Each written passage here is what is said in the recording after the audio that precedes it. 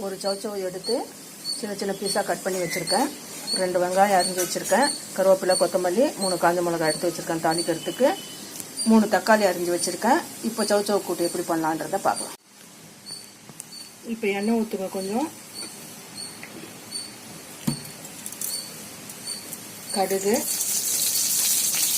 சீரகம், சோம்பு.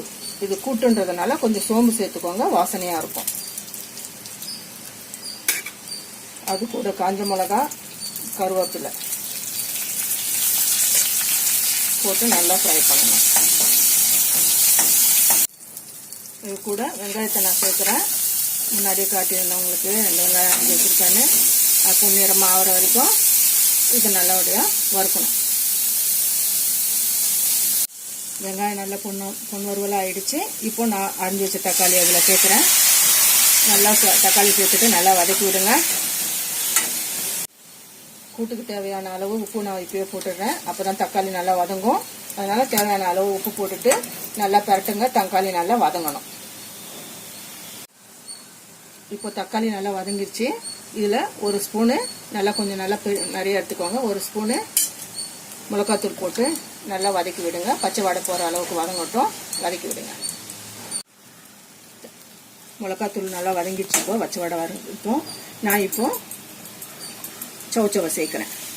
சௌச்சவை சேர்த்து நல்லா எல்லாம் கவர் ஆகிற அளவுக்கு நல்லா மிக்ஸ் பண்ணி விட்டுக்கோங்க.